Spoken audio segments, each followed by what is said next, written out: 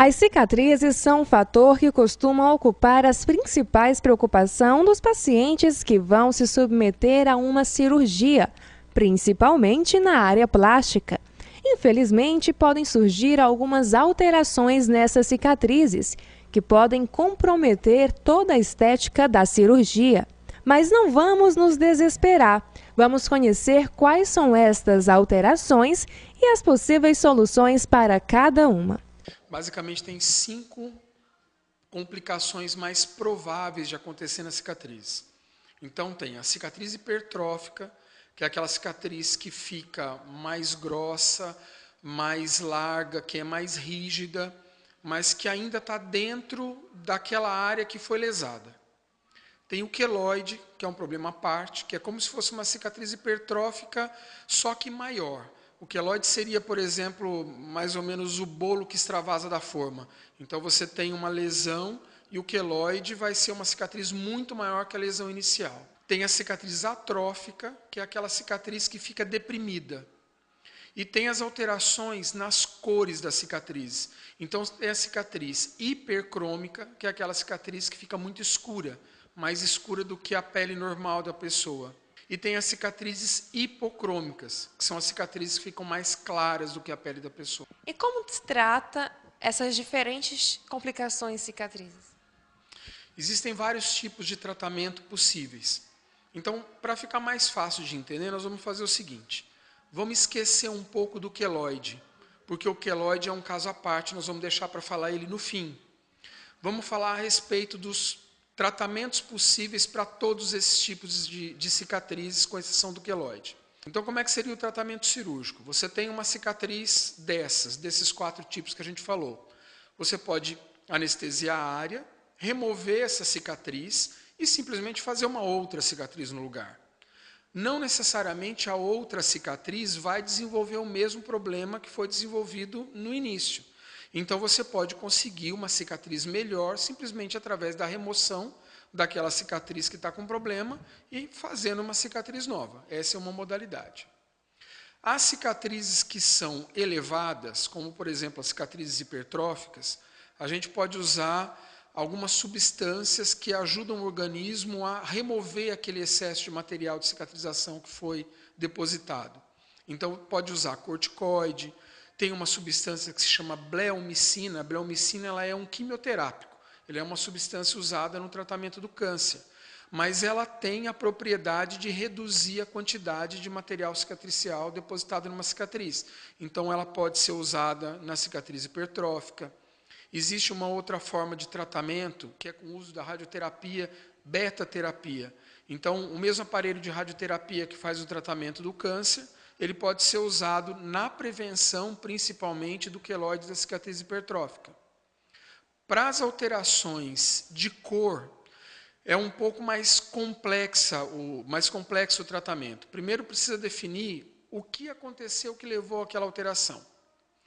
Quando o fator que gerou a alteração foi afastado, então você já não tem mais uma alteração de cor acontecendo, ela já está estável, aí você pode tratar com várias substâncias que vão ajudar ou a despigmentar a cicatriz, quer dizer, a clarear a cicatriz quando ela é muito escura, ou a repigmentar a cicatriz, quer dizer, escurecer a cicatriz quando ela está clara. Então aí existem pomadas com uso de agentes despigmentantes, pomada com uso de agentes que promovem a pigmentação.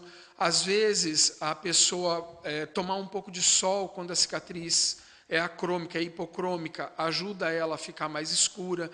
Então, são tratamentos mais suaves, usando medicação e não usando nenhuma técnica cirúrgica. O queloide, aí já é outra situação. O queloide ele tem uma particularidade. Ele não pode ser removido cirurgicamente por completo. Porque o queloide é um defeito da cicatrização da pele sã. Então, se você tem um queloide, vai lá e remove ele todo, você, no fim das contas, só fez outra lesão na pele sadia. Então, provavelmente, você só vai trocar um queloide por outro queloide. Por isso, o queloide ele tem uma possibilidade de tratamento cirúrgico, sim, mas com a particularidade de que você tem que remover o interior desse queloide, mas você precisa deixar as bordas. Então é como se você estivesse removendo o miolo do pão. Você tira todo o miolo que você consegue, mas a casca você tem que deixar. Então o tratamento cirúrgico, ele não serve no queloide para remover ele de forma integral. Ele só serve para reduzir aquela massa de tecido cicatricial, que é muito grande, diminuir ele de volume, diminuir de tamanho e deixar ele mais discreto. Mas o queloide, uma vez que a pessoa tenha um queloide, ela sempre vai ter um queloide naquela região. Tudo que a gente consegue fazer é reduzir o volume dele, reduzir o tamanho dele. A cicatriz ela vem sempre de um dano àquele tecido. Por que então que quando você sofre um dano num tecido, ele não vai se regenerar de forma a não deixar nenhuma marca? Por que sempre existe uma cicatriz? É porque o mecanismo de reparo do corpo humano não é o de refazer aqueles tecidos de maneira idêntica ao que eles eram antes de sofrerem o dano. Então, por exemplo, você tem a sua pele normal, aí você sofre um corte. O teu corpo não vai reparar aquela pele normal produzindo mais pele normal. Ele vai reparar produzindo um material que vai tampar aquele corte que você fez, que vai obstruir aquela lesão que pode gerar a entrada de agentes externos, que pode gerar a perda de sangue ou a perda de fluidos. E o modo do organismo fazer isso é gerando uma cicatriz, que é um tecido diferente do tecido original que existia ali. Então, por isso que a cicatrização sempre deixa marca, porque ela não usa o mesmo tecido que você já tinha. Não é simplesmente a regeneração do tecido que já estava lá, é um tecido diferente do original. É possível prevenir essas complicações? É possível prevenir. Existem vários métodos preventivos para todas essas complicações que a gente falou. O problema é que nenhum deles é 100% eficaz.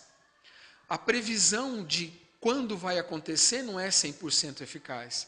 Então, quando você faz uma cirurgia numa pessoa, você nunca sabe se ela tem uma tendência a desenvolver qualquer uma dessas patologias da cicatrização. Existem alguns métodos que se usa, lógico, nesse intuito. Então, desde a técnica cirúrgica até o tipo de ponto que se usa, o tipo de fio que se usa, o acompanhamento no pós-operatório que se faz.